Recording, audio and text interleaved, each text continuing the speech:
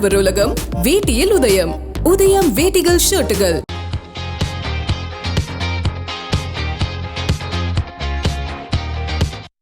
தேர்வு முடிவுகள் வெளியாகி இருக்கு. கடந்த ஆண்டு 94.30, இந்த ஆண்டு 94.56 விழுக்காட்டினர் தேர்ச்சி அடைஞ்சிருக்கிறாங்க. முதற்கட்டமா இந்த தேர்வு முடிவுகள், தேர்ச்சி சதவிகிதங்கள், இதை நீங்க எப்படி பாக்குறீங்க சார்? அதை கடந்த ஆண்டை விட இந்த ஆண்டு நிச்சயமா வெற்றி சதவீதம் அதிகமாக இருக்குது. தேர்ச்சி சதவீதம் முதல்ல நம்ம இந்த தேர்ச்சி பெற்ற மாணவர்கள் அத்தனை பேருக்கு நம்மளுடைய வாழ்த்துக்களை தெரிவிச்சுக்கலாம். எல்லாருக்கும் நம்மளுடைய மகிழ்ச்சியான வாழ்த்துக்கள். அதுக்கப்புறம் இதுக்கு பின்னணியில் உழைத்த அத்தனை ஆசிரியர்களுக்கும் தலைமை ஆசிரியர்களுக்கும் நம்மளுடைய வாழ்த்துக்களை, பாராட்டுக்களை தெரிவிச்சுக்கிறோம். அதுக்கு பிறகு கூடயே இருந்து எத்தனையோ பெற்றோர்கள் இவங்க கூடயே இருந்திருப்பாங்க, இந்த தேர்வுக்காக எத்தனையோ நாள் கூடயே இருந்திருப்பாங்க. அந்த பெற்றோர்களுக்கும் நம்மளுடைய பாராட்டுக்களையும் வாழ்த்துக்களையும் உரித்தாக்குறோம். இதில் முதல்ல நம்ம இந்த வெற்றி சதவீதம் அப்படிங்கிறது ஒவ்வொரு ஆண்டு கூட்டிகிட்டே வருது. அது நல்ல செய்தி தான். ஏன் அப்படின்னா அதுக்கான முயற்சி நடந்துக்கிட்டே இருக்குது. கடந்த ஆண்டை விட இந்த ஆண்டு வெற்றி சதவீதம் கூட்டணும் அப்படின்னு ஒவ்வொரு கல்வியாண்டு தொடக்கத்திலேயே ஒரு இலக்கு வச்சுருவாங்க. பள்ளிக்கல்வித்துறையிலேருந்து இதுக்காக பெரிய முயற்சி எடுப்பாங்க. அதாவது ஜூன் மாதம் பள்ளி தொடங்கின உடனேயே ஒவ்வொரு மாவட்டத்திலையும் ஒவ்வொரு பள்ளியிலும் என்ன சொல்லுவாங்கன்னா, கடந்த ஆண்டை விட அதிகமாக எடுக்கணும், இப்போ 97 இருந்தால் இந்த வருஷம் 100% நோக்கி நகரணும் அப்படிங்கிறத ஜூன் மாதமே எடுப்பாங்க. அப்போ ஒவ்வொரு காலாண்டு தேர்வு வரும்பொழுது, அரையாண்டு தேர்வு வரும்போது இதுக்கான ஆய்வு நடக்கும். அந்த அடிப்படையில் முயற்சி எடுத்துக்கிட்டே இருப்பாங்க. ஸோ இந்த ஆண்டு தேர்வு 1/2% கூட வந்திருக்கிறது நல்ல செய்தி. இது இன்னும் ஒவ்வொரு இலக்காக மாறி அத்தனை மாணவர்களும் தேர்ச்சி பெறக்கூடிய வாய்ப்பு அதிகமாகிட்டே போகுது. 94.56 விழுக்காட்டினர் தேர்ச்சி அடைஞ்சிருக்கிறாங்க. குறிப்பா அரசு பள்ளி, அதுல முழு சதவிகிதத்தோட தேர்ச்சி அடைஞ்சவங்க பார்த்தீங்க அப்படின்னா அரசு பள்ளிகளுடைய எண்ணிக்கை 397 இருக்கு. இது கடந்த ஆண்டோட ஒப்பிட்டு சொல்ல முடியுமா சார்? அதாவது இந்த 100% அப்படிங்கிறது இதை எப்படி எடுத்துக்கலாம்னா, மாணவர்கள் எண்ணிக்கை வச்சு பார்க்கணும்.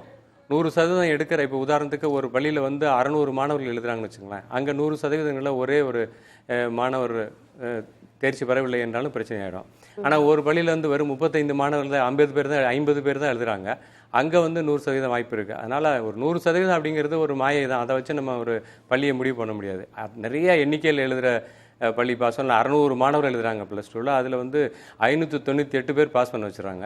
இங்கே வெறும் 30 பேர் எழுதி 30 பேர் பாஸ் பண்ணுறாங்க அப்படின்னா அது 100% ஆகிடும். ஸோ 100% நோக்கி நகர்த்துறோம். இருந்தாலும் இப்போ உதாரணத்துக்கு ஒரு மாணவரால் வர முடியல, ஒரு மாணவர் அன்றைக்கி தேர்ச்சிக்கு அன்றைக்கி பார்த்து அவங்க நல்லா படிக்கிற மாணவரே அன்றைக்கி ஆப்சென்ட் ஆகிருப்பாங்க, ஏதாவது உடல்நிலை ஏதோ ஒரு காரணத்தினால. அதை வச்சு நம்ம ஒரு 100%ங்கிறது ஒரு பெரிய விஷயமா எடுத்துக்கிறது இல்லை. 99 எடுத்தாலே நல்லது தான். அதனால் 100% எடுத்திருக்காங்க. எல்லோரும் எடுக்க முயற்சி பண்ணுவாங்க. ஆனாலும் 1-2 பேர் அதில் தேர்ச்சி பெறலைனாலும் அதை பற்றி நம்ம அந்த பள்ளியை குறைச்சி இடப்பட வேண்டியதில்லை அப்படிங்கிறது தான் என்னுடையது. குறைஞ்சாலும் பரவாயில்ல. 99 எடுத்திருக்காங்க. ஒரு மாணவர் ஏதோ ஒரு காரணத்தினால தேர்ச்சி பெறாமல் இருக்கலாம். அதை நம்ம பெருசாக அவங்களை குறை சொல்ல தேவையில்லை. தொடர்ந்து பேசலாம் சார். மனநல மருத்துவர் ஆலோசகர் திருமிகு தென்றல் அவர்கிட்ட நம்ம தொடர்ந்து பேசலாம். மேம், இவ்வளோ நேரமாக மாணவர்கள் என்ன பண்ணணும், அவங்களுக்கு எப்படி மாணவர்கள் தேர்வு அணுகணும் அப்படிங்கிறத பற்றி நம்ம தொடர்ந்து பேசிகிட்டு இருக்கோம். குறிப்பாக அந்த 99 மார்க் வாங்கிட்டா அந்த ஒரு மார்க்கை விட்டுட்டா கூட மாணவர்கள் வருத்தப்பட்டு இருப்பாங்க, அவங்கள பற்றி பேசிகிட்டு இருக்கோம். இப்போ 94.56 விழுக்காட்டினர் தேர்ச்சி அடைஞ்சிருக்காங்க. இந்த மீதம் இருக்க 6 விழுக்காட்டினர் இருக்காங்க இல்லையா, நம்ம அவங்கள பற்றி கண்டிப்பாக பேசி ஆகணும். அவங்க இந்த தேர்வு முடிவுகளை எப்படி எதிர்கொள்ளணும், என்ன செய்யணும் இந்த நேரத்தில்? அது மனநல ஆலோசகராக உங்களுடைய ஆலோசகர் தேவை. முதல்ல தேர்ச்சி பெற்ற எல்லா மாணவியர்களுக்கும் வாழ்த்துக்கள். சார் சொன்னது போல் அவங்களுக்காக உழைச்ச டீச்சர்ஸ், பேரண்ட்ஸ் எல்லாருக்கும் வாழ்த்துக்கள். இப்போ நம்ம முக்கியமாக இந்த பாஸ் பண்ணவங்கள விட்டுட்டோம். இந்த பாஸ் ஆகாதவங்க என்ன பண்ணணும் அப்படிங்கிறத பற்றி தான் முக்கியமாக பார்க்குறோம். இதில் ரொம்ப இம்பார்ட்டண்ட்டான ஒரு விஷயம் என்னென்னா, இதை தேர்ச்சி அப்படின்னு சொல்கிறதுக்கு ஒரு ரீசன் இருக்குது. இது வெற்றி தோல்வி கிடையாது. ஒரு தேர்வை எழுதி அதில் நீங்கள் தேர்ச்சி பெற்று முன்னாடி போயிருக்கீங்க, ஒன்றும் இல்லை. அந்த தேர்வு உங்களோட ஸ்கில்ஸை ஓகேவா இல்லையான்னு சொல்கிறது மட்டும்தான் அதோட வேலை. இது ஒரு வெற்றி தோல்வி அப்படிங்கிற கட்டமைப்பிலேருந்து பெற்றோர்களும் சரி, ஆசிரியர்களும் சரி, மாணவியர்களும் வெளியே வரணும். முதல்ல அப்படி வெளியே வந்தால் தான் அந்த பாஸ் ஆகாதவங்க அந்த கில்ட்லேருந்தும் டிசப்பாயின்ட்மெண்ட்டையும் ஹேண்டில் பண்ண முடியும். நான் எதிர்பார்த்த ஒரு விஷயம் எனக்கு நடக்கலை அப்படிங்கும்போது நான் டிசப்பாயிண்ட் ஆகிறேன். Disappointment is okay. ஆனால் என் பெற்றோர்கள் இதுக்காக உழைச்சிருக்காங்க, இல்லை எனக்காக கஷ்டப்பட்டு ஸ்கூல் ஃபீஸ் கட்டியிருக்காங்க, என்னோட டீச்சர்ஸ் எனக்காக கஷ்டப்பட்டு சொல்லி கொடுத்துருக்காங்க, அவங்களெல்லாம் நான் தோக்கடிச்சிட்டேன். ஸோ வெற்றி தோல்வியிலேருந்து வெளியே வரணும். அந்த கில்ட், நான் செஞ்சது தப்பு அப்படிங்கிற மனநிலையிலேருந்து வெளியே இதை வெறும் ஒரு தேர்ச்சியாக மட்டுமே பார்க்குறது மிக மிக மிக அவசியம் மாணவர்களுக்கு இன்றைக்கி. ஸோ அந்த வெற்றி தோல்வியிலேருந்து கண்டிப்பாக வெளியே வந்துடுங்க. இது ஒரு தேர்வு மட்டும்தான், இது இல்லைன்னா அடுத்த தேர்வு. இவர் திரு தாமு அவர்கள் ஆரம்பத்தில் ரொம்ப அழகாக சொல்லியிருந்தாரு. என்னன்னா, இந்த 12 வருஷம் நம்ம படித்தது நம்மளோட வாழ்க்கைக்கு உபயோகப்படுத்துதல தான் இருக்கணுமே தவிர்த்து, இந்த ஒரு நாள் எழுதின எக்ஸாம் இல்லை வந்த ரிசல்ட்டை வச்சு நம்மளோட ஒட்டுமொத்த வாழ்க்கையும் முடிவாகிறது இல்லை. ஸோ டிசப்பாயின்மெண்ட் அண்ட் கில்ட்டை தனித்தனியாக அட்ரஸ் பண்ணுங்கள். டிசப்பாயின்மெண்ட் இருந்தால் பரவாயில்ல, கில்ட் இருந்தால் கண்டிப்பாக எடுத்துக்க வேணாம். இது நீங்கள் செஞ்ச தப்பு கிடையாது, இது வெறும் ஒரு தேர்ச்சி, அவ்வளோதான். மேம் ரொம்ப சிறப்பாக சொல்லியிருந்தீங்க. இன்னும் நிறைய விஷயங்கள் நம்ம பேச வேண்டியது இருக்கு மேம். நம்ம தொடர்ந்து பேசலாம். திரு ஐஆர்எஸ் நந்தகுமார் அவர்கள்கிட்ட பேசிட்டு வந்துடலாம். சார், இப்போ 54.56 விழுக்காடு தேர்ச்சி சதவிகிதமாக இருக்கு இந்த ஆண்டு. நீங்க இந்த தேர்வு முடிவுகளை எப்படி பாக்குறீங்க சார்? இன்னும் 6 விழுக்காட்டினரை பத்தி நம்ம பேசி ஆகணும் இல்லையா? கட்டாயமா அவர்களுக்கான வாய்ப்புகள் அடுத்தடுத்து என்ன இருக்கு அப்படிங்கறதையும் நீங்க தெளிவா சொன்னீங்கன்னா மாணவர்களுக்கு இன்னும் பயனுள்ளதா இருக்கும். இது வந்து குவாலிஃபைங் எக்ஸாம்ஸ் தான். இந்த குவாலிஃபைங் எக்ஸாம்ஸ் ஏன்னா எல்லாமே வந்து பாத்தீங்கன்னா இப்போ வந்து குவாலிஃபைங் எக்ஸாம்ஸ்னு வரப்ப அவங்களுக்கு தேவையான மார்க்குக்கு எங்க அட்மிஷன் வேணுமோ அதை கிடைச்சிருது. ஏன்னா காலேஜ்ல நிறைய அட்மிஷன் வந்து எக்ஸிஸ்ட் ஆகுது. அதனால வந்து யாருக்குமே அட்மிஷன் கிடைக்காம இருக்குது. ஏதாவது ஒரு காலேஜில் கிடைச்சிடணும்னு வச்சுக்கோங்களேன். ஏன்னா நான் பார்ப்பேன் நிறைய கவர்மெண்ட் காலேஜ்ல வரண்ட அட்மிஷனுக்காக நிறைய பசங்க பாத்தீங்கன்னா ரொம்ப கம்மியான மார்க் ஜஸ்ட் பாஸ் வாங்கியிருப்பாங்க. ஆனா அந்த பிரின்சிபல் வந்து பாத்தீங்கன்னா அந்த பையன் ரொம்ப நேரம் நின்று இருப்பான், அந்த பொண்ணு ரொம்ப நேரம் இருந்திருக்கும், அவங்களுக்கு நிச்சயமா கொடுத்துருப்பாங்க. ஸோ அதனால பர்சன்டேஜ் வந்து பாத்தீங்கன்னா உங்களுக்கு 100% அப்படின்றது ஒரு ஆர்டிபிஷியல். எல்லா சிஸ்டம்லயும் 100க்கு 100 அப்படின்றது ஒரு ஆர்டிபிஷியலான ஒரு சிஸ்டம். அது இந்த பர்சன்டேஜ் இதுக்கு மேல மேக்ஸிமம் ஏன்னா 94 அப்படின்றது இட்ஸ் ரியலி வண்டர்ஃபுல். 94.56% அப்படின்றது வண்டர்ஃபுல். எப்பவுமே இந்த பாய்ஸ் கேர்ள்ஸ் ரேஷியோல தான் திரும்ப வருவோம் நம்ம. ஏன்னா இந்த பாய்ஸ் கேர்ள்ஸ் ரேஷியோல கேர்ள்ஸ் ரொம்ப ஃபோக்கஸ்டா இருக்கிறாங்க, அவங்க 4 ஃப்ரேம்ஸ்குள்ள கான்பிடென்டா இருக்கிறாங்க. பாய்ஸ் வந்து பாத்தீங்கன்னா அவங்களுக்கு ஃபோக்கஸ் இல்லை, ஏன்னா அவங்களுக்கு ஃப்ரேமே இல்லை. அவங்க வந்து பாத்தீங்கன்னா ரொம்ப ரேண்டமா இருக்கிறாங்க, ஃபோக்கஸ்டா இல்லை. ஸோ அதனால பாய்ஸ்க்கும் கேர்ள்ஸ்க்கும் வந்து பாத்தீங்கன்னா கேர்ள்ஸ் பொறுத்த வரைக்கும் அந்த சிலபஸ்ல என்ன கேட்கறாங்களோ அதுல கான்பிடென்டா இருக்கு.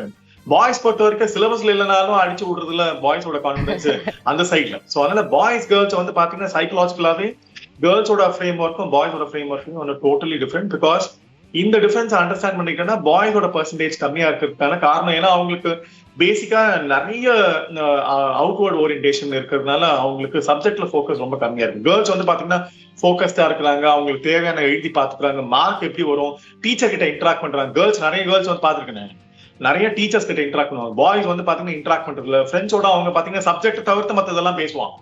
சப்ஜெக்ட் பேச மாட்டான், ஏன்னா சப்ஜெக்ட் வந்து அவனுக்கு போர் அடிக்குது. அதை தவிர்த்து சினிமா பேசுவான், சாங் பேசுவான், லவ் பேசுவான், இல்ல இன்ஸ்டா ரீல் பேசுவான், இதெல்லாம் பேசுவான். ஏன்னா அவங்களுக்கு அந்த இப்ப ரிசல்ட் வந்ததுக்கு அப்புறம் அவங்க குரூப்ல ஏன்னா எல்லாருமே குரூப் ஓரியன்டேஷன் தான் இருக்கு. பாய்ஸ் பொறுத்த வரைக்கும், கேர்ள்ஸ் பொறுத்த வரைக்கும் அவங்க இண்டிவிஜுவலா இருக்காங்க. பட் பாய்ஸ் பொறுத்த வரைக்கும் குரூப் ஓரியன்டேஷன் இருக்கும். அந்த குரூப் ஓரியன்டேஷன்ல எவனாவது ஒருத்தர் நல்ல மார்க் வாங்கிருப்பான் பாருங்க. இப்ப அந்த நல்ல மார்க் வாங்கினவன் மார்க் கம்மியா வாங்கினவங்க இப்ப 2 பேரும் என்ன பண்ணுவானுங்க, டே மச்சி நான் அந்த காலேஜ்ல சேர்ந்துட்டேன் அப்படின்னு இவனுங்க என்ன பண்ணுவானுங்க, மத்தவனுங்க எல்லாம் சேர்ந்து அதே காலேஜ்ல சேரணும் அப்படின்னு வரப்பதான் மத்தவங்களுக்கு ப்ரெஷர் ஜாஸ்தியா இருக்கு, அது பேரண்ட்ஸ்க்கும். ஸோ அதனால ரிசல்ட் வரப்ப இந்த ரிசல்ட் என்ன பொறுத்த வரைக்கும் 94.56 அப்படின்றது எக்ஸலன்ட் ரிசல்ட். பாய்ஸ் கேர்ள்ஸும் வந்து பாத்தீங்கன்னா அது ஒரு ஆர்டிபிஷியல், அது வந்து ஒரு நேச்சுரல் பர்சன்டேஜ் ஆக்சுவலா. And even I was surprised, government school வந்து பாத்தீங்கன்னா கிட்டத்தட்ட 397 ஸ்கூல்ஸ் வந்து 100% வாங்கியிருக்காங்க. அப்படின்னா என்னன்னா ஒரு ஸ்கூலுக்கு 100 பேர் போட்டா கூட கிட்டத்தட்ட ஒரு 40,000 பசங்க கம்பேரிட்டிவா எய்டட் ஸ்கூலும் சரி பிரைவேட் ஸ்கூலும் சரி பர்சன்டேஜ் ஒன்றும் பெருசா டீவியன்ஸ் இல்லை. அது ரொம்ப ரொம்ப எக்ஸலண்டா இருக்கு. இது இது என்னத்தை காரணம் அப்படின்னு பாத்தீங்கன்னா கவர்மெண்ட் ஸ்கூல் மேல இருக்க ஃபர்ஸ்ட் ஜெனரேஷன், எய்டட் ஸ்கூல்லயும் ஃபர்ஸ்ட் ஜெனரேஷன் இருக்காங்க. ப்ரிடாமினென்ட்டா ஃபர்ஸ்ட் ஜெனரேஷன் இருக்கிற அந்த ஸ்கூல்ஸ்ல இந்த பெர்சன்டேஜ் வந்து பாத்தீங்கன்னா ரொம்ப எக்ஸலன்ட் பெர்சன்டேஜ் என்ன பொறுத்த வரைக்கும் கவர்மெண்ட் ஸ்கூல்ல percentage. I really hats off to all the government school teachers and அவங்க அந்த இன்ஸ்டிடியூஷனோட ஹெட் இருக்கு. இப்போ எய்டட் ஸ்கூல்லயும் சரி அதே மாதிரிதான். அண்ட் இந்த ரிசல்ட்ஸ் வந்து பாத்தீங்கன்னா நிச்சயமா இதோட நிறுத்தாம அந்த டீச்சர்ஸ் என்ன பண்ணும், இந்த +2 முடிச்சதுக்கு அப்புறமா நிறைய ஆல்டர்னேட்டிவ் கோர்ஸ், காலேஜ் போகணுன்ற அவசியம் இல்ல, பாலிடெக்னிக் போலாம், ஐடிஐ போலாம், இந்த மாதிரி. அண்ட் +2 முடிச்சாலும் நிறைய எக்ஸாம்ஸ் இருக்கு. நிச்சயமா சார், நம்ம தொடர்ந்து பேசலாம். திரு தாமு அவர்கள் 94.56 விழுக்காட்டினர் தேர்ச்சி அடைஞ்சிருக்காங்க. இந்த மீதமுள்ள 6 விழுக்காட்டினர் அவர்களுக்கான அடுத்த வாய்ப்புகள் என்ன, அவங்க அடுத்த வாய்ப்பு நோக்கி எப்படி போகணும் சார்? இதே மாதிரி லைவ் கூப்பிட்டு என்ன பேச வச்சிங்கன்னா ஜூலை மாதம் நான் பேசுவேன். அவங்க எல்லாருமே பாஸ் ஆகிடுவாங்க ஜூலை மாதம். அதுதான் வாய்ப்பு கொடுத்துருக்காங்களே துணை தேர்வு. அந்த மீதி இருக்கிற மாணவர்களுக்கு துணையே வந்து அடுத்த தேர்வு தான். இப்போ போட்ட எஃபர்ட்டில் பார்த்தீங்கன்னா பசங்க வந்து கொஞ்சம் மார்க் தான் குறைஞ்சிருக்கும். ஒரு 28 வாங்கியிருப்பான், 25 வாங்கியிருப்பான் பசங்க, பொண்ணுங்களும் சரி. 35 எட்டிருக்க மாட்டாங்க, 40 எட்டிருக்க மாட்டாங்க. அதனால தேர்ச்சி அடையல. பட் 32 மார்க் வாங்கினீங்கல்ல, 28 மார்க் வாங்கினீங்கல்ல, அது நீ போட்ட எஃபர்ட் தானே, காப்பி அடிக்கலையே ஒன்றும் இல்லையா? அதனால நீ போட்ட எஃபெக்ட்டுக்கு 28 மார்க் கிடைச்சது இல்லை செல்லம். இன்னும் கொஞ்சம் எஃபர்ட் போட்டினா அப்படியே மாறப்போகுது. 82 ஆமாம், 82 ஜூலை மாதம் எடுத்துறேன், அதுலேயும் சென்டம் அடிக்கலாம் இல்லையா? அதனால நீ போட்ட சின்ன எஃபெக்ட்டுக்கு சின்ன கிஃப்ட் 28 மார்க், அதுவும் கிஃப்ட் தான், அது தோல்வி கிடையாது.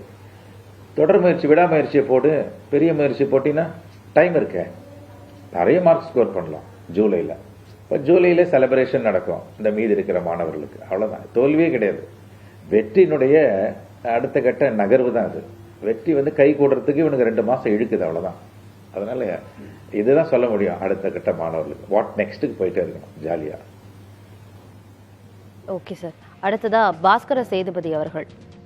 கடந்த ஆண்டு 2ஆம் இடத்துல இருந்த திருப்பூர் மாவட்டம் இந்த ஆண்டு முதல் இடத்துல இருக்கு. இன்னும் குறிப்பா சொல்லணும்னா திருவண்ணாமலை, விழுப்புரம், கடலூர் இந்த மாவட்டங்கள் எல்லாமே கடைசியில தான் வராங்க எப்போதுமே. இந்த ஆண்டும் திருவண்ணாமலை மாவட்டம் தான் இருக்கிறதுல ரொம்ப குறைந்த அளவில் தேர்ச்சி விகிதம் பெற்றிருக்கு. அதுக்கு என்ன காரணம் சார்? இப்ப நம்ம அங்க தேர்ச்சி விகிதத்தை இன்னும் கொஞ்சம் அதிகரிக்கணும் அப்படின்னா என்ன செய்யணும்? திருப்பூர் மாவட்டம் அல்லது முன்னணியில் அதிக வெற்றி சதவீதம் எடுத்த தேர்ச்சி சதவீதம் எடுத்த மாவட்டங்களில் நிச்சயமாக முயற்சி எடுத்திருக்காங்க, அவங்க நம்ம பாராட்டலாம். அங்கே வந்து ஒரு ஜூன்லேருந்து என்ன சொன்ன மாதிரி பெரிய லெவலில் ஒரு முயற்சி எடுப்பாங்க. அங்கே இருக்கக்கூடிய ஆசிரியர்கள், முக்கியமாக தலைமை ஆசிரியர்கள் தான் அதுக்கு ரொம்ப முக்கியமாக காரணமாக இருப்பாங்க. அவங்க மற்ற ஆசிரியர்களை எந்த அளவுக்கு கோஆப்ரேட் பண்ண வைக்கிறாங்க, அதை கோச்சிங் கொடுக்குறாங்க அப்படிங்கிற பொறுத்து. டீச்சிங்கை தாண்டி இந்த கோச்சிங் அப்படிங்கிற பார்ட்டில் இந்த மாவட்டங்கள்லாம் ரொம்ப முன்னணியில் இருப்பாங்க. அதே நேரத்தில் திருவண்ணாமலையிலையோ அல்லது வந்து நம்ம வேறு மாவட்டங்கள்லையோ பின்னாடி அதாவது அந்த வருஷ அடிப்படையில் பின்னாடி இருக்கிறதுக்காக நம்ம குறைச்சி மதிப்பிட வேண்டாம். திருவண்ணாமலை மாவட்டங்களில் பார்த்திங்கன்னா அங்கே நிறைய பெரிய மாவட்டமாக இருக்கும், அதிக எண்ணிக்கையில் மாணவர்கள் எழுதுவாங்க, அல்லது வந்து கிராமப்புற மாணவர்கள் அதிகமாக எழுதுவாங்க முதல் தலைமுறை. அப்புறம் அங்கே வந்து இப்போ இது போக நிறைய பிரச்சனைகள் இருக்காங்க. அவங்க என்ன அப்படி பார்க்கலாம் அவங்க அப்படின்னா, அவங்க குறைவை எடுத்துருக்கிறதுக்கு கடந்த ஆண்டை விட இந்த ஆண்டு அவங்க கூட கொஞ்சம் தேர்ச்சி அடைஞ்சிருக்காங்களா, அவங்க எடுத்ததே அவங்க மாவட்டத்திலேயே போன தடவை எடுத்ததோட இந்த தடவை கூட எடுத்திருந்தாங்கன்னா அவங்களெல்லாம் நம்ம பாராட்டலாம். யாராவது முயற்சியை எடுக்காமல் இருக்காங்க அல்லது வந்து தேர்ச்சி சதவீதம் குறைஞ்சிருக்கு அப்படின்னா கண்டிப்பாக அதை துறை ரீதியாக அவங்களை ஆய்வு பண்ணி அடுத்து வருகிற ஆண்டுகளில் வந்து நிச்சயமாக அவங்களுக்கு கேள்வி இருக்குது. ஜூனுக்கு அப்புறம் அதுக்கான முயற்சி எடுப்பாங்க. அதனால் அது குறைஞ்சி எடுக்கிறது மாவட்டத்தினா ஒரு மாவட்டத்தில் தேர்ச்சி குறைவாக இருக்குது அப்படிங்கிறனாலே அந்த மாவட்டத்தில் எல்லாரையும் நம்ம குறைச்சி பேச வேண்டியதில்லை. ஆனால் நிச்சயமாக அங்கே பிரச்சனை இருக்குது, நிறையா ஒரு பல வகையான பிரச்சனை இருக்குது. நாகப்பட்டினத்தை பார்த்தீங்க, திருவண்ணாமலை எல்லாமே பார்த்தீங்கன்னா அவங்க பின்தங்கின அங்கே வந்து மாணவர்கள் எண்ணிக்கை, அரசு பள்ளியில் எத்தனை, தனியார் பள்ளியில் எத்தனை, முதல் தலைமுறை எவ்வளோ எழுதுறாங்க, பாய்ஸ் கேர்ள்ஸ் எழுதுறாங்க, இப்படி பல காரணங்களால குறைஞ்சிருக்கு. திருப்பூர் அல்லது வந்து ஈரோடு, சிவகங்கை, விருதுநகர் எல்லாம் எப்பயுமே அதிகமாக இருக்கக்கூடிய காலங்காலமாக 30-40 வருஷமாகவே அவங்க முன்னணியில் இருப்பாங்க. திருப்பூரில் வந்து கடந்த 2-3 வருஷமாக பெரிய அளவில் முயற்சி எடுக்கிறாங்க. முயற்சி எடுக்காமல் இல்லை. அவங்க எப்படின்னா விருதுநகர் மாவட்டம் முதலிலே வந்துகிட்டே இருந்தது, ஈரோடு வந்துகிட்டே இருந்தது. இப்போ இவங்க என்ன பண்ணாங்கன்னா அவங்களுக்குள்ள ஒரு போட்டியே இருந்தது. அங்கே இருக்கக்கூடிய அலுவலர்கள் மத்தியில், கல்வியாளர்கள் மத்தியில் ஒரு போட்டி இருக்கும். அது இங்கே ஆய்வு எடுக்கும்போது கேட்பாங்க. அப்போ என்ன செய்கிறாங்கன்னா இந்த ஆண்டு எப்படியாவது முதலிடத்துக்கு வரணும் அப்படின்னு திருப்பூர் 2-3 வருஷமாக பெரிய எஃபர்ட் எடுக்கிறாங்க. ஈரோடும் போட்டி இருக்குது. இப்போ இந்த விருதுநகர், ஈரோடு, சிவகங்கை இவங்கெல்லாம் போட்டி போட்டே இருக்காங்க நாங்கள் முதல்ல வரணும்னு. இதில் முதல் 2வதுன்னு பார்க்க தேவையில்லை. அவங்க எத்தனை மாணவர்கள் எழுத வச்சாங்க, எவ்வளோ பேரை பாஸ் பண்ண வச்சாங்க அப்படிங்கிறத நம்ம தேர்ச்சி அடைய வச்சாங்கிறது பார்த்தாலே போதும். கடந்த ஆண்டை விட இந்த ஆண்டு அவங்க முயற்சி எடுத்து ஒவ்வொரு பள்ளியாக அந்த மாவட்டத்தில் வந்து பார்த்து அவங்க மேலே வர்றாங்க. போன ஆண்டை விட போன ஆண்டு 85 எடுத்தாங்க, இந்த விட 90 எடுத்திருக்காங்க, அல்லது 100 நோக்கி நகர்ந்தாங்கன்னா அவங்களால நம்ம பாராட்டலாம். யாராவது குறைஞ்சிருக்காங்கன்னா கண்டிப்பாக அவங்களுக்கு கேள்வி கேட்கணும். அவங்கள அடுத்த கல்வியாண்டில் இது போன்ற ஒரு நிகழ்வை அனுமதிக்க முடியாது. ஓகே சார், நம்ம அடுத்து தேர்ச்சி விகிதம், பெண்கள், மாணவிகளுடைய தேர்ச்சி விகிதம்லாம் பற்றி நம்ம பேசலாம். மேம், இந்த நேரத்தில் மாணவர்களுக்கு மனரீதியான அவங்க வந்து மனரீதியாக ரொம்ப ஸ்ட்ராங்காக இருக்க வேண்டியது ரொம்ப ரொம்ப அவசியம். ஏன்னா பெரியவங்களாகிய நமக்குமே வந்து ஒரு சின்ன சின்ன விஷயங்கள் நம்ம நினச்சது நடக்கலைன்னா கூட ஒரு பெரிய டிசப்பாயிண்ட் ஆகிடும், நம்ம மனரீதியாகவும் கஷ்டப்படுவோம். ஆனால் +2 மாணவர்கள், தேர்ச்சி பெறாத மாணவர்கள் இருக்காங்கல்ல 6 விழுக்காட்டினர், அவங்க மனரீதியாக எந்த அளவுக்கு ஸ்ட்ராங்காக இருக்கணும், பேரண்ட்ஸ் எந்த அளவுக்கு சப்போர்ட்டிவாக இருக்கணும் அவங்களுக்கு? கண்டிப்பாக நம்ம முதல் விஷயமா நான் இதை திரும்ப ரிப்பீட் பண்ணுறேன். உங்களோட ரிப்போர்ட்டரும் கூட வெற்றி தோல்வி அப்படிங்கிற நரேட்டிவ்லேருந்தே பேசிக்கிட்டு இருந்தார். நீங்கள் ரொம்ப அழகாக தேர்ச்சியில் வந்துட்டீங்க. இதே மாதிரி எல்லாருமே இது வெறும் ஒரு தேர்ச்சிக்கான தேர்வுங்கிறதுல மட்டும் வந்து முதல்ல நின்றுட்டோம் அப்படின்னாலே அவங்களோட மனநிலையை ரொம்ப அழகாக நம்மளால் பார்த்துக்க முடியும். இந்த கட்டமைப்புக்குள்ள மாணவர்களுக்கு மட்டும் இந்த பொறுப்பு கிடையாது. ஒரு சமூகமா அவங்களோட மனநிலையை காப்பாத்துறது டீச்சர்ஸ், பேரண்ட்ஸ் அண்ட் சொசைட்டி. நம்ம எப்படி டீச்சர்ஸ் பேரண்ட்ஸை சொல்கிறோமோ, சொசைட்டி நான் யாரை சொல்கிறேன்னா ஏற்று வீட்டு அத்தை, பக்கத்து வீட்டு மாமா, சுற்றி இருக்கிற எல்லாரும் சேர்ந்து தான் இந்த மாணவர்களோட மனநிலைக்கு ரொம்ப முக்கியமான காரணம். அப்போ எந்த அளவுக்கு அவங்கெல்லாம் இந்த ஒரு கம்பேரிசனுக்குள்ளே போகாமல் மறுபடியும் இது ஒரு தோல்வி கட்டமைப்புக்குள்ளே கொண்டு வராமல் இருக்காங்களோ, இது ஒரு ப்ரிகாஷனரி இல்லை முதல் ஸ்டேஜ். அடுத்தது, இப்போ அந்த மனநிலைக்குள்ளே பாதிக்கப்பட்டு உள்ள மாணவர்கள் போனவர்களுக்கு முக்கியமாக நம்ம சொல்ல வேண்டியது என்னன்னா, உங்களால் இதை ஏற்றுக்கொள்ள முடியலை, இல்லை இதை அணுக முடியலைன்னா நீங்கள் எங்களை நோக்கி அணுகுங்க, கேளுங்க. பேரண்ட்ஸ் கிட்ட ஹெல்ப் கேட்கலாம், டீச்சர்ஸ்கிட்ட ஹெல்ப் கேட்கலாம். இன்றைக்கி எவ்வளவோ ஸ்கூல்ஸில் ஸ்கூல் கவுன்சிலர்ஸ் அவைலபிளாக இருக்காங்க. அப்படி இல்லைனாலும் ஹெல்ப்லைன் நம்பர்ஸ் நம்ம தமிழ்நாடு அரசு நமக்காக கொடுத்துருக்காங்க. ஸோ கால் சைல்டு ஹெல்ப்லைன் நம்பர்ஸ் கூப்பிடுங்க, மென்டல் ஹெல்த் ஹெல்ப்லைன் நம்பர்ஸ்க்கு கூப்பிடுங்க. உங்கள் மனசில் இருக்க கஷ்டத்தை உங்கள் சப்போர்ட் சிஸ்டம் நோக்கி முதல்ல வெளியே கொண்டு வரணும். உள்ளுக்குள்ளேயே வச்சு நீங்கள் கில்ட்லேயும் டிசப்பாயின்மெண்ட்லேயும் இருக்க தேவை இல்லை. மற்றவர்கள்கிட்ட சொல்லுங்க. இந்த மற்றவர்கள் இருக்காங்கல்ல, சுற்றி இருக்கவங்க, அவங்க நீங்கள் இதை பொறுமையாக கேளுங்க. உடனே அவங்கள்ட்ட போய் ஏன் மார்க் கம்மியாச்சு, ஏன் நீ எடுக்கல, இன்னும் கொஞ்சம் படிச்சிருக்கலாம்ல, நான் அப்பயே சொன்னேன் 5 மணிக்கு எந்திரிச்சு படி, இந்த மாதிரியான ஒரு ரேண்டம் அட்வைஸ் எல்லாம் கொடுக்காம இப்போ அவங்களோட மனநிலை எப்படி இருக்கோ, அவங்க என்ன சொல்ல விரும்புகிறாங்களோ அதை கொஞ்சம் அமைதியாக கேளுங்க. இதுதான் உடனே நம்ம இன்னைக்கு, அதாவது ஒரு ரிசல்ட் வந்திருக்கு அப்படின்னா இன்னைக்கு ஒரு நாள் அவங்களுக்கு இந்த சப்போர்ட் சிஸ்டமை கொடுக்கறது ரொம்ப ரொம்ப அவசியம். ஏன்னா இப்போ அவங்க ஒரு வல்னரபிளான ஒரு ஸ்டேட்டில் இருக்காங்க. நம்ம சொல்லக்கூடிய இந்த 6% ஸ்டூடெண்ட்ஸ், இந்த தேர்ச்சி பெறாதவர்கள் நான் சொல்கிறது. அப்போ அந்த வல்னரபிள் ஸ்டேட்டில் இருக்கிறவங்களுக்கு நம்மலாம் சேர்ந்து ஒரு குஷன் மாதிரி அந்த கம்ஃபர்ட்டை கொடுக்க வேண்டிய அவசியம் இருக்குது. இப்போ நாளைக்கு ஒரு நாள் தூங்கி எழுந்ததுக்கப்புறம் அந்த குழந்தைக்கு வேற ஒரு மனநிலை வந்துடும், இல்லை வரதுக்கான வாய்ப்பு ரொம்ப அதிகமாக இருக்குது. அப்போ இன்னைய தேதியில் பெற்றோர்கள், ஆசிரியர்கள், ஹெல்ப்லைன் நம்பர்ஸில் இருக்கக்கூடிய மனநல ஆலோசகர்கள், இல்லை அந்த பள்ளியிலேயே இருக்கக்கூடிய மனநல ஆலோசகராக இருக்கட்டும், நான் சொன்ன பக்கத்து வீடு எதிர்த்து வீடு எல்லாரும் சேர்ந்து அவங்களுக்கான ஒரு கம்ஃபர்ட் ஜோனை ஏற்படுத்தி கொடுத்து அவங்கள பேச வைங்க, அவங்களுக்கு ஒரு சப்போர்ட்டை கிரியேட் பண்ணி கொடுங்க. இந்த நேரத்துல அந்த மாணவர்களுக்கு கவுன்சிலிங் தேவைப்படுது. அதை எப்படி கண்டுபிடிக்கிறது பேரண்ட்ஸே? ஏன்னா நல்லா தான் இருப்பாங்க, பேசிட்டு இருப்பாங்க, ஆனால் திடீர்னு ஏதாவது ஒரு தவறான முடிவுகளை அவங்க எடுத்துருவாங்க. அப்படி எடுக்கக்கூடாதுங்கிறது தான் ரொம்ப ரொம்ப முக்கியமான விஷயமே. அந்த அப்படிப்பட்டவங்களுக்கு நம்ம கவுன்சிலிங் கொடுக்கலாம், ஆனால் அதை எப்படி நம்ம ஐடென்டிஃபை பண்ணுறது? சரி, இப்போ தேர்ச்சி பெறாதவர்கள் விட்டுருவோம், எல்லாரையும் சேர்த்து எல்லா மாணவர்களுக்குமே. சில பேர் எக்ஸ்பெக்ட் பண்ண அளவுக்கு எனக்கு வரல, இல்லை என்னோட இன்னொரு அடுத்த தேர்ச்சி நிலை தேர்வுக்குள்ளே என்னால் போக முடியாததுனால, இல்லை நான் எதிர்பார்த்த ஒரு கல்லூரிக்குள்ளே போக முடியாதுங்கிற ஒரு வருத்தத்துலையும் தான் சேர்ந்துருப்பாங்க. இப்போ ஒருத்தர் கவுன்சிலிங் வேணுமா வேண்டாமா அப்படிங்கிறத தேர்வு செய்கிறதுக்கு முக்கியமான சில விஷயங்கள், அவங்களோட மனநிலையை, அவங்களோட பிஹேவியரை பார்த்து ஓரளவுக்கு பேரண்ட்ஸால் புரிஞ்சுக்க முடியும்.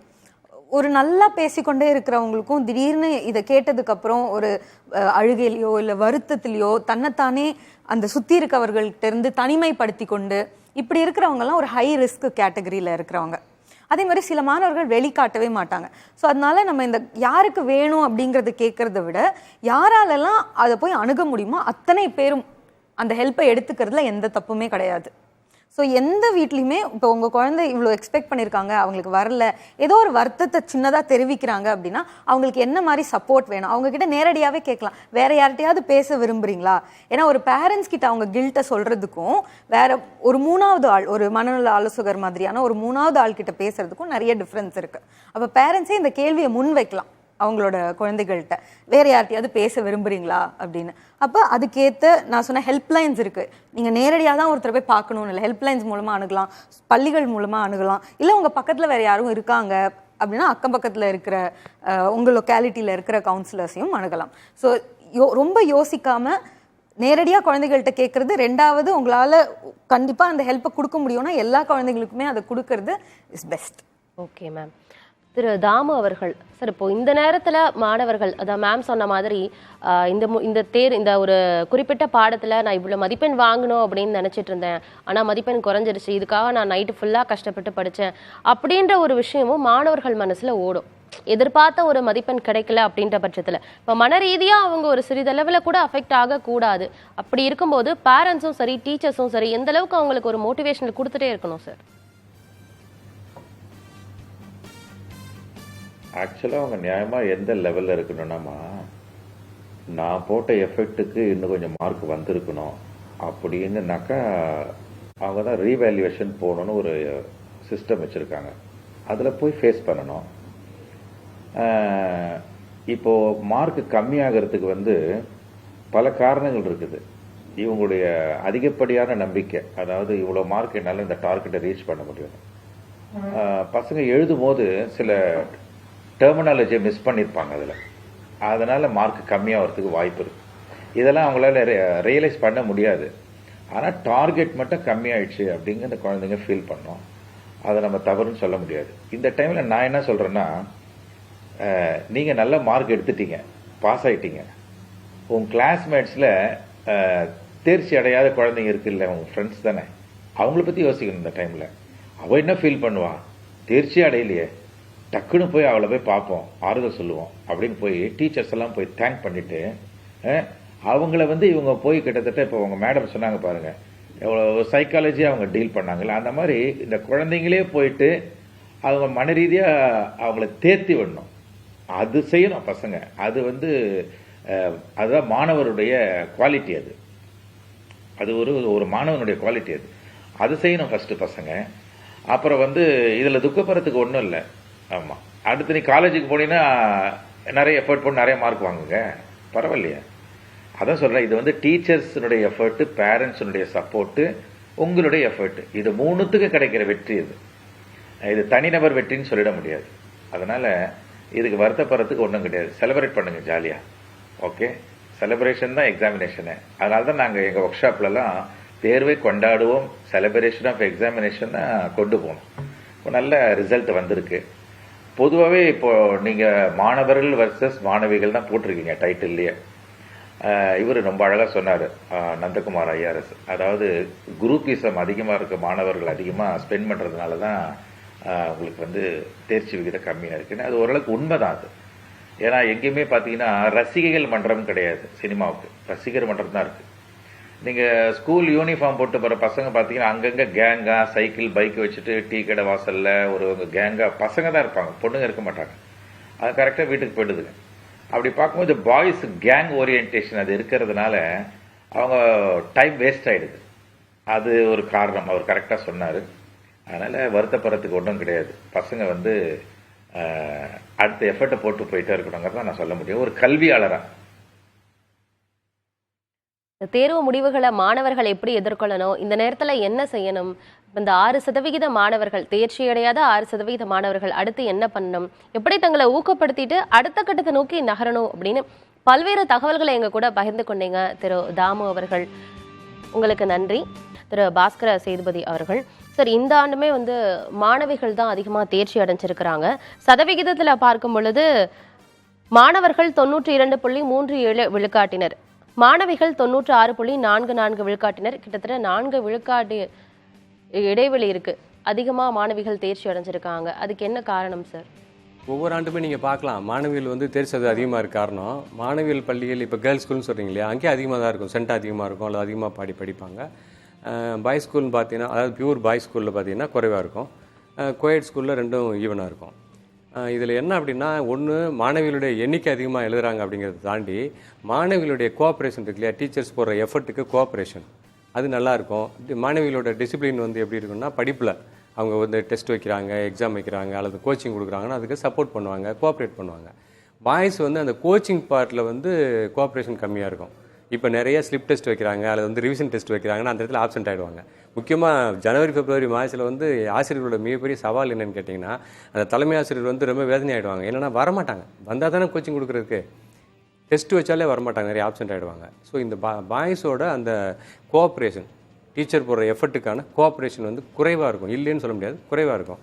கேர்ள்ஸ் நார்மலாகவே அதிகமாக கோஆப்ரேட் பண்ணுவாங்க. அதில் பியூர் கேர்ள்ஸ் ஸ்கூல் இருக்கிறதுனால அந்த ஸ்கூலில், அதாவது மாணவிகள் பள்ளி, அந்த பள்ளியில் பார்த்திங்கன்னா இயல்பாகவே ஒரு கல்ச்சர் ஃபார்ம் ஆகிருக்கும் 6வதுலேருந்தே.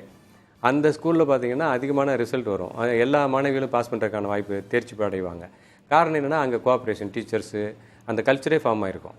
பாய்ஸ் ஸ்கூலில் ஒரு கல்ச்சர் ஃபார்ம் ஆகிருக்கும், அதில் வந்து கொஞ்சம் டிசிப்ளின் ப்ராப்ளம் இருக்கும். அந்த 4% பாய்ஸ், இப்போ ஒரு பையன் இருக்கான்னு வச்சுங்களேன், ஒரு பையன் வந்து அங்கே டிசிப்ளின் இல்லாமல் இருக்கான், அல்லது வந்து ரொம்ப சேட்டை பண்ணுறான்னு வச்சுங்களேன், அந்த பையனோட அது போகாது, அவன் ஒரு 4-5 பையனை அந்த லெவல் கொண்டு போயிடுவான். ஸோ ஒரு பள்ளியில் 10 மாணவர் இருந்தால், ஒரு 100 பேர் எழுதுகிறாங்க, 5 மாணவர் வந்து கோஆப்ரேட் பண்ணலைன்னா அவர் இன்னொரு 10 மாணவரை அந்த மாதிரி பண்ணிடுவார். ஸோ அங்கே ரிசல்ட் குறையும். இந்த 4% இப்படி தான். அந்த கடைசி நேரத்தில் டெஸ்ட்டு கோச்சிங்கு நடக்கும்போது டீச்சிங் லேர்னிங்லாம் ஓரளவுக்கு வந்துடுவாங்க. அதுக்கப்புறம் அந்த கோச்சிங் பார்ட் வரும்போது கோஆப்ரேட் பண்ண மாட்டாங்க. எக்ஸாமை நோக்கி நகர்த்தும் போது அதுக்கு இந்த கேர்ள்ஸ் சைடு கோஆப்ரேஷன் இருக்கும். பரீட்சையில் அதிகமாக வருவாங்க, அதை சின்சியராக எடுத்துப்பாங்கன்னு எடுத்துக்கலாம். ஆனால் இப்போ ஒவ்வொரு ஆண்டுமே வந்து மாணவர்களோட மாணவிகள் தான் அதிகமாக தேர்ச்சி அடைஞ்சிருக்கிறாங்க. ஆனால் இந்த ஆண்டு 4 விழுக்காடு அதிகம். ஆனால் ஒவ்வொரு ஆண்டுமே இப்படியே இருக்கே. ஆமாம், கல்ச்சர் அந்த ஒவ்வொரு வருஷமே இந்த பிரச்சனையே ஆசிரியர்களுக்கு தான். என்னென்னா பாய்ஸ் சைடு வந்து பாய்ஸை வந்து அந்த மாணவர்களை வந்து கோஆப்ரேஷன் கொண்டு வர வைக்கிறது, முக்கியமாக கோச்சிங் சைடு டெஸ்ட்டு வச்சு ஆப்சென்ட் ஆகிறது, பேச்சு கேட்க மாட்டேங்கிறாங்க. ஆமாம், நிறைய இருக்கும். அதில் எல்லாரும் சொல்லக்கூடாது. அதான் சொல்ல ஒரு 4% தான் ஒரு பள்ளியில் 4% தானே. 100 மாணவர்கள் எழுதுறாங்கன்னா 4 பேர் தான். இந்த 4 பேர் சேர்ந்துக்கிட்டு ஒரு 4-5 பேரை பிரச்சனை பண்ணுவாங்க. அவர் கூட இருக்கணும் சேர்ந்து செட்டு சேருவாங்க சொல்லுவாங்க இல்லையா. அவங்க ஒரு குரூப்பாக செட்டாக சேர்ந்துக்கிட்டு என்ன பண்ணுவாங்கன்னா பிஹேவியர் வரமாட்டாங்க, வேற ஒன்றும் இல்லை. ஸ்கூலுக்கு வர வைக்கிறதா பிரச்சனை. வந்து கோச்சிங் பரீட்சை எழுதணும். ஸோ நாளைக்கு பரீட்சை அப்படின்னா ஆப்சென்ட் ஆகிறது. இது மாதிரி நிறைய விஷயங்கள் இருக்குது. ஆரம்பத்துலேருந்தே இந்த ஆப்சென்டீஸ் இருக்கும் அந்த பசங்கிட்ட. அதை தலைமை ஆசிரியர் சவாலாக எடுத்துக்கிட்டு 6வதுலேருந்து ஒரு கல்ச்சர் உருவாக்கிட்டு வந்தாருன்னா அந்த பாய் ஸ்கூல் சென்ட்டை வாங்கிடுவாங்க. இது ஒரு ஸ்கூலில் வந்து இது வந்து ஒரு 12th நாள் அந்த ஒரு வருஷத்தில் மட்டும் எஃபெக்ட் எடுக்கிறது இல்லை. அவங்க முதல்லேருந்து எடுத்துகிட்டு 6வதுலேருந்து எடுத்துகிட்டே வந்திருப்பாங்க. 11th அட்மிஷன் வரும்போது எந்த மாதிரி மாணவர்கள் வராங்க அப்படிலாம் இருக்குது. ஸோ அந்த மாணவர்களுடைய கோஆப்ரேஷன் இருக்குது, டீச்சர்ஸோட எஃபர்ட்டும் இருக்குது. டீச்சர்ஸ் வேகன்சி இருந்தால் பிரச்சனை இருக்கும், டீச்சர்ஸ் அந்த இடத்துல இல்லை அரசு பள்ளியில் அப்படின்னா. அந்த மாதிரி பல காரணங்கள் இருக்குது. முக்கியமான காரணம் வந்து கோஆப்ரேஷன் தான். கேர்ள்ஸ் வந்து கல்ச்சர், அங்கே ஒரு கல்ச்சர் ஃபார்ம் ஆகிருக்கும் கேர்ள்ஸ் ஸ்கூலில். அவங்க வந்து நிறையா கோஆப்ரேட் பண்ணுவாங்க. முக்கியமாக பரீட்சை வைக்கிறதுக்கும் டீச்சர் கோச்சிங் கொடுக்குறதுக்கு டெஸ்ட் வைக்கிறதுக்கு கோஆப்ரேட் பண்ணுவாங்க. அதனால ரிசல்ட் இயல்பாக நல்லா வரும். அது நல்ல விஷயம் தான். வாய்ஸ் போட்டி போடணும் வர்ற வருஷங்களில். ஓகே சார், தொடர்ந்து பேசுவோம். கவுன்சிலிங் வந்து தேவை அப்படின்னு சொல்லியிருந்தீங்க. அதை எப்படி பேரண்ட்ஸ் வந்து ஐடென்டிஃபை பண்ணணும், நம்ம பையனுக்கு கவுன்சிலிங் வேணுமா வேண்டாமாங்கிறத. ஆனால் ஒட்டுமொத்தமாக இப்போ +2 மாணவர்கள் ஒட்டுமொத்தமாக எழுதியிருக்கிறாங்க தேர்வு. இப்போ அந்த ஒட்டுமொத்த மாணவர்களே வச்சு பார்க்கும் பொழுது யாருக்கு கவுன்சிலிங் தேவைப்படுது? ஏன்னா அப்போது தேர்ச்சி பெறாத மாணவர்களை விட நான் இவ்வளோ மார்க் எதிர்பார்த்தேன், அதுக்காக கஷ்டப்பட்டு படித்தேன், ஆனால் நான் எதிர்பார்த்த மார்க் வரலையே அப்படிங்கிற ஒரு விஷயம் இருக்கும். ஸோ அவங்களுக்கு தான் கவுன்சிலிங் அதிக அளவில் தேவைப்படுதா? இப்போ கவுன்சிலிங் அவங்க போனாலும் என்ன மாதிரியான கவுன்சிலிங் அவங்களுக்கு தேவை? நீங்கள் சொன்ன மாதிரி இந்த தேர்ச்சி பெறாதவர்களை விட தேர்ச்சி பெற்றவர்களில் நான் எதிர்பார்த்த அளவான மதிப்பெண்கள் எனக்கு வரல, அப்போ என்னோட அடுத்த பிளான்ஸ் இதனால் அஃபெக்ட் ஆயிரும் அப்படின்னு வருத்தப்படுற பிள்ளைகள் நிறைய இருக்காங்க. ஸோ அவங்கள கவுன்சிலிங்க்கு நீங்கள் கூட்டிகிட்டு போனாலும் அதோட அணுகுமுறை எப்படி இருக்கணும் அப்படின்னா, இந்த 12th ஸ்டாண்டர்ட் எக்ஸாமினேஷன் எல்லாத்துக்குமான ஒரு தேர்ச்சி தேர்வு கிடையாது. இது வெறும் அதோட ஒரு பிகினிங் அப்படின்னு வச்சுக்கலாமா. நீங்கள் ஒரு 12 வருஷம் பள்ளியில் படிச்சுக்கிட்டே வரீங்க. உங்கள் வாழ்க்கைக்கு தேவையான எல்லா ஸ்கில்ஸையும் அந்த பள்ளி கொடுத்துக்கிட்டே வருது. இப்போ அடுத்து உலகத்தை போய் அந்த கல்லூரியை சந்திக்கிறதுக்கான தேர்ச்சி இருக்கா அப்படின்னு தெரிஞ்சுக்கிறதுக்காக தான் 12ஆம் வகுப்பு தேர்ச்சி தேர்வு. அப்போ அவங்க வாழ்க்கையை எப்படி அணுக போகிறாங்க, அவங்களோட பிளான்ஸை எப்படி ஆல்டர்னேட் பண்ணிக்க முடியும், இது ரொம்ப இம்பார்ட்டன்ட். தாமு அவர்கள் மென்ஷன் பண்ணியிருந்தார் டிசிஷன் மேக்கிங். அடுத்து கரியரில் நான் என்ன பண்ணணும், என்ன படிக்கணும் அப்படின்னு. இப்போ முக்கியமாக அதில் நமக்கு ஒரு அவேர்னஸ் இல்லாத ஒரு விஷயம் என்னன்னா, இன்னும் ஆப்ஷன்ஸை வந்து எக்ஸ்ப்ளோரே பண்ணலை, நம்ம பிள்ளைகள்கிட்ட கொண்டு போய் சேர்க்கவே இல்லை.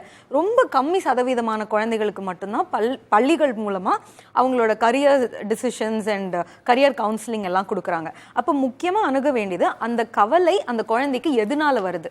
இந்த மார்க்கை கம்மியாக வாங்கிட்டேன்னா ஒரு விஷயம் கில்ட்டு, ஐயோ எனக்காக இவ்வளோ கஷ்டப்பட்ட பெற்றோர்களை வந்து நான் சந்தோஷப்படுத்தலையேங்கிறது. அப்படி கில்ட்டாக இருந்ததுன்னா அந்த இமோஷனை மட்டும் ஹேண்டில் பண்ணுறது இல்லை, பேரண்ட்ஸும் இதுக்கு சப்போர்ட்டிவாக நீ மார்க் வாங்காதது கில்ட்டாக இருக்க தேவையில்லை, அதுக்காக நான் உங்களை படிக்க வைக்கல, இந்த வாழ்க்கையை அணுகிறதுக்காகத்தான் நாங்கள் படிப்பை சொல்லி கொடுத்துருக்கோங்கிறதும் ரொம்ப முக்கியமாக சொல்லணும். ரெண்டாவது, இந்த கரியர் பாதிக்கப்பட்டுருமோ அப்படின்னு நினச்சி அவங்க ஃபீல் பண்ணுறாங்க, அதனால தான் டிசப்பாயிண்ட் ஆயிருக்காங்கன்னா அதுக்கான வேரிட் ஆப்ஷன்ஸ். இன்னைக்கு மெடிக்கல் சயின்சஸ்குள்ளே போகணும் அப்படின்னு பார்த்தீங்கன்னா அலைட் மெடிக்கல் சயின்சஸ் இருக்குது. இது ஒன்று மட்டும் வழி கிடையாது.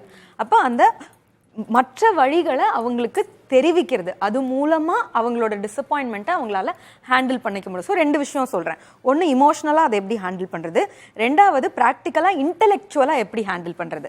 இமோஷனை கில்ட் இருந்தால் கில்ட் தேவையில்லை, அந்த டிசப்பாயின்மெண்ட்டை ஃபேஸ் பண்ணிவிட்டு எப்படி நான் வெளியே வரேன், ரெசிலியன்ஸ்ன்னு சொல்லுவாங்க. ஒரு குழந்தை எடுத்தோடனே நடக்கிறது இல்லை இல்லையா, எத்தனை முறை கீழே விழுந்தாலும் அத்தனை முறை எந்திரிச்சு 7 times fall down 8th time get up தான் ரெசிலியன்ஸ்னு சொல்லுவாங்க. அப்போ அந்த 8வது முறை எந்திரிச்சு நடக்க வைக்கிறது தான் நம்ம ஒரு சமூகமாக அந்த குழந்தைக்கு செய்ய வேண்டிய ஒரு விஷயம். ஸோ இமோஷ்னலாக அணுகணும், அடுத்து இன்டெலெக்சுவலாக அணுகணும். இது 2யும் அந்த கவுன்சிலிங்கில் பண்ணிட்டாங்க அப்படின்னா அந்த குழந்தைக்கு தேவையான ஹெல்ப் அங்கே கிடச்சிருது. திரு பாஸ்கர சேதுபதி அவர்கள் சார் இப்போ 6% மாணவர்கள் தேர்ச்சி அடையல. இன்னும் குறிப்பாக ஏற்கனவே நான் சொல்லிட்டு இருக்க ஒரு விஷயம் வந்து என்னன்னா, நான் எதிர்பார்த்த மதிப்பெண் எனக்கு கிடைக்கல.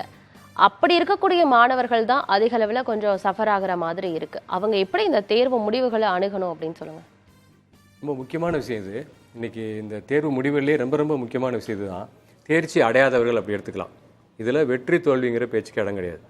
இந்த தேர்வில் 2024 மார்ச் தேர்வில் தேர்ச்சி பெறாதவர்கள், அந்த வார்த்தை தான் சரியானது, தேர்ச்சி பெறாதவர்கள். அப்படின்னா இந்த தேர்வில் அன்னைக்கு அவங்க பெர்ஃபார்ம் பண்ணது, அன்னைக்கு எழுதின முறையில் அவங்க தேர்ச்சி பெறலை, இவ்வளோ தானே. அவருக்கு திறமை இருக்கலாம், அல்லது அவருக்கு அந்த திறன்கள் இருக்கலாம், எஃபர்ட் முயற்சியும் எடுத்துருக்கலாம். ஆனால் இந்த தேர்வில், அந்த மார்ச் 2024 தேர்வில் அவர் தேர்ச்சி அடையலை, இவ்வளோ தானே. இது எப்படி வாழ்க்கையோட ஒப்பிட முடியும்? அப்போ இந்த தேர்வில் அவர் தேர்ச்சி பெறலை. அப்போ தேர்ச்சி பெறாதவங்க இருக்காங்க, அவர் எஃபர்ட் எடுத்திருக்காரு. ஒருவேளை அவருக்கு 34 மார்க் வந்திருக்குன்னு வச்சுங்களேன், 33 மார்க் வந்திருக்கு, அவர் தேர்ச்சி அடையலை. அப்போ என்ன செய்யலாம் அப்படின்னா, கண்டிப்பாக அவருக்கு இப்போ கூடிய சீக்கிரம் அடுத்த ஒரு துணை தேர்வு வருது. இப்போ இவர் இந்த வருஷத்தில் எடுத்த எஃபர்ட்டில் ஒரு நெருக்கடியோடு படிச்சிருப்பாங்க, பல 1-2 பாடத்தில் இப்போ தேர்ச்சி அடையாமல் இருக்காங்க. இந்த வரப்போகிற ஒரு மாதத்துக்குள்ளே அவர் முழுமையாக இதுக்கு சந்தோஷமாக ஒரு முயற்சி எடுத்தார்னா இந்த அதிக மதிப்பெண், அதாவது 50 கூட எடுக்கலாம். ஒருவேளை இப்போ பாஸ் பண்ணியிருந்தால் 36 எடுத்தால் பாஸ் பண்ணியிருப்பார். ஆனால் இந்த வாய்ப்பை பயன்படுத்தி தேர்ச்சி பெறாதே அவருக்கு அட்வான்டேஜாக மாறுது பாருங்கள். தேர்ச்சி பெறலை, ஆனால் இந்த ஒரு மாதம் முயற்சி எடுக்கலாம். ஒரு நல்ல கோச்சு, நல்ல வாத்தியார், நல்ல ஆசிரியரை பார்த்து, ஐயா எனக்கு இந்த 20 நாளில் நான் 50 மார்க் எடுக்கணும், எனக்கு உதவி பண்ணுங்க அப்படி கேட்டார்னா கண்டிப்பாக உதவி பண்ணுவாங்க. எத்தனையோ நல்ல ஆசிரியர் இருக்காங்க. அப்போ அப்படி முயற்சி பண்ணும்போது இந்த 20 நாளில் 50% மதிப்பெண் எடுக்க வைக்கக்கூடியவங்க எல்லா ஊர்லேயும் இருக்க, எல்லா மாவட்டத்தில் இருக்காங்க. அப்போ அவர் சந்தோஷமாக அந்த எஃபர்ட் எடுத்தார்னா 35 எடுத்து பாஸ் பண்ணுறவர் 50 எடுத்து பாஸ் பண்ணுறக்கூடிய வாய்ப்பு வந்துடுது. அப்போ தேர்ச்சி பெறாததே அவருக்கு நல்ல விஷயமா மாறுது பாருங்கள். அப்படி தான் மனநிலையை மாற்றணும். ஒன்று, அந்த வாய்ப்பு கைமையில் இருக்குது, உங்கள்கிட்ட தான் இருக்குது, இப்பயே இருக்குது. ஸோ அந்த மாதிரி முயற்சி எடுக்கலாம். இன்வால்மெண்ட்டோட படிக்கலை, அந்த தேர்ச்சி எடுக்க ஒரு உதாரணத்துக்கு சொல்கிறேன், ஒரு மாணவனோ மாணவியோ நல்லா படிச்சிருப்பாங்க, 36-37 எடுத்து பாஸ் பண்ணக்கூடியவங்க தான். அன்னைக்கு அவங்களுக்கு ஒரு உடம்பு சரியில்லாமல் ஆயிடுச்சு, அல்லது அன்றைக்கி தேர்வு சரியாக பெர்ஃபார்ம் பண்ண முடியல, அந்த தேர்வு தாளில் அவங்க பண்ண முடியல, அதுக்காக அவங்க ஒட்டுமொத்தமாக திறமை இல்லைனோ அல்லது அவங்க வாழ்க்கை இல்லைன்னு சொல்ல முடியாது. ஸோ தேர்ச்சி பெறாதவர்கள் இதை பற்றி பெருசாக அலட்டிக்க வேண்டியதே இல்லை. இது தோல்விங்கிற வார்த்தையே சரியில்லை. தேர்ச்சி இந்த தேர்வில் அதான் முக்கியம். அதுக்கு முன்னாடி தேர்வில் அவங்க தேர்ச்சி பெற்றுருக்கலாம், அடுத்து வரப்போகிற தேர்வில் தேர்ச்சி பெறலாம். ஸோ இன்றைக்கி அவங்க தேர்ச்சி பெறலை, ஒரு மாதம் கழித்து வரப்போகிற தேர்வில் தேர்ச்சி பெறுவாங்க. அதுக்கு கொஞ்சம் முழு முயற்சி அவங்க எடுக்கணும், அவ்வளோதானே தவிர அவங்களுக்கு அதில் நிச்சயமாக தேர்ச்சி அடைஞ்சிருவாங்க. இது தேர்ச்சி பெறாதவங்க இல்லை. இன்னொரு பக்கம் தேர்ச்சி அடைஞ்சிருக்காங்க, எதிர்பார்த்த மதிப்பெண் வரல அப்படின்னு சொல்கிறாங்க. என்ன பெர்ஃபார்ம் பண்ணீங்களோ அதை விட கண்டிப்பாக 1-2 மார்க் கூட தான் வந்திருக்கும், கண்டிப்பாக கூட தான் வந்திருக்கும். ஒருவேளை நீங்கள் எதிர்பார்த்த மார்க் வரல அப்படின்னா நீங்கள் 2 வகையாக பார்க்கலாம். 3-4 மார்க் மேலே, 5 மார்க் மேலே வந்திருக்குன்னா அதை ஸ்கேன் பண்ணி பார்த்து ரீவேல்யூஷன் போட்டு அதை அந்த இந்த உயர்கல்வி இந்த கல்வியாண்டு உயர்கல்வி போகிறதுக்கு இது போதும். இதை துறையில் அதுக்கான வழிமுறை இருக்குது, அதுக்கான ஸ்கேன் பண்ணி பார்த்துடலாம், ரீவேல்யூஷன் போடலாம். என்ன பெர்ஃபார்ம் பண்ணீங்களோ அந்த ஒரிஜினல் மார்க்கை வாங்கி, ஒரிஜினல் மார்க்ஸ் கிட்ட வாங்கி இந்த கல்வியாண்டிலே உயர்கல்வி போயிடலாம். அதை யாராவது இப்போ உதாரணத்துக்கு ரொம்ப அதிகமாக வித்தியாசம், இது ரொம்ப 1000ல் ஒருத்தருக்கு வரும், லட்சத்தில் ஒருத்தருக்கு. இப்போ அவர் 81 எதிர்பார்ப்பார், 18 தான் வந்திருக்குன்னா உடனே பயப்படாதீங்க, உடனே வருத்தப்பட தேவையில்லை. 81க்கு பெர்ஃபார்ம் பண்ணது எனக்கு தெரியும். அப்போ அவர் என்ன பண்ணணும்னா ஸ்கேன் பண்ணி பார்த்தா 81 இருக்கும், அதுக்கான மதிப்பெண்ணை ஒரிஜினல் சர்டிஃபிகேட்டில் வாங்கிக்கலாம். யாராவது கேட்டாங்கன்னா இல்லை என்னுடைய ரிசல்ட் கொஞ்சம் தள்ளி வச்சுருக்காங்க எனக்கு கொடுத்துருவாங்கன்னு சொல்லிடுங்க, அவ்வளோதான். நம்ம தான் பெர்ஃபார்ம் பண்ணது தெரியும் இல்லையா, அந்த மாதிரி. இது ரொம்ப ரேராக வரும்.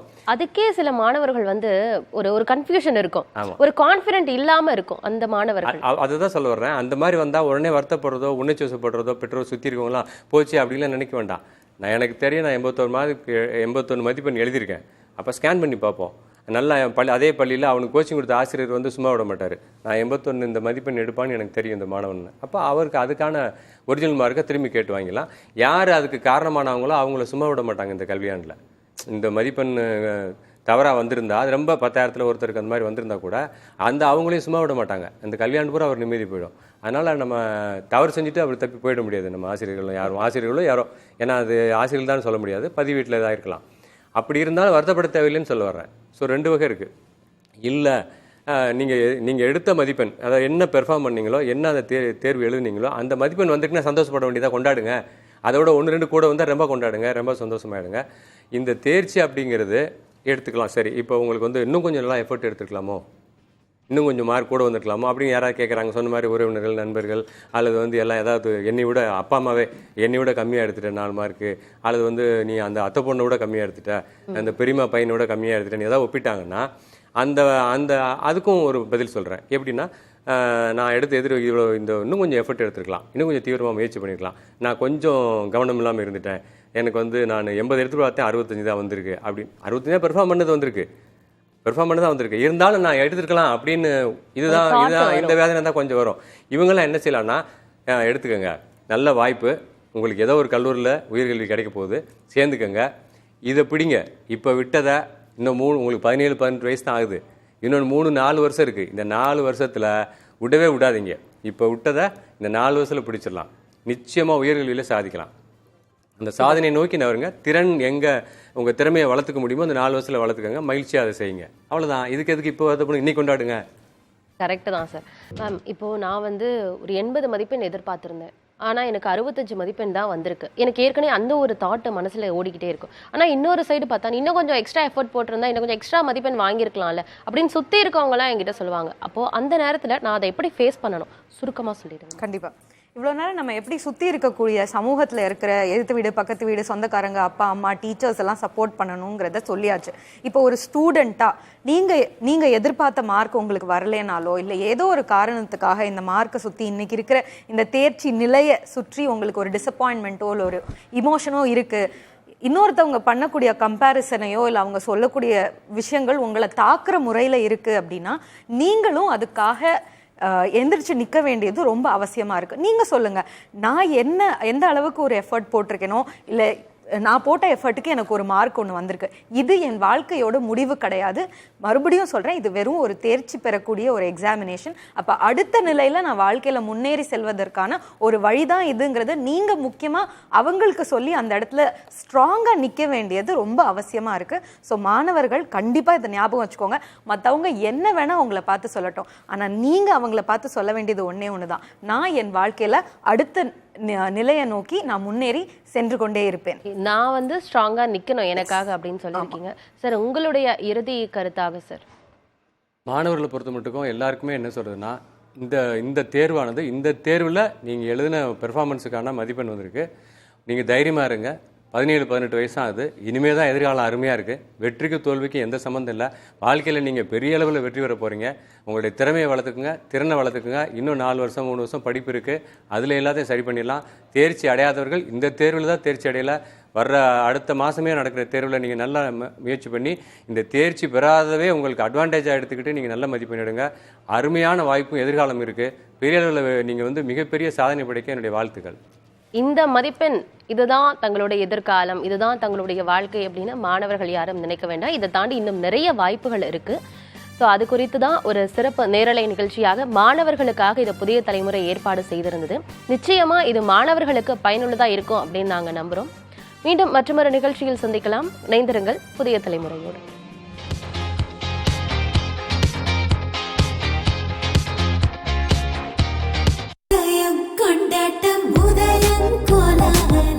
ஆடவர் உலகம் வேட்டியில் உதயம். உதயம் வேட்டிகள் ஷர்ட்டுகள்.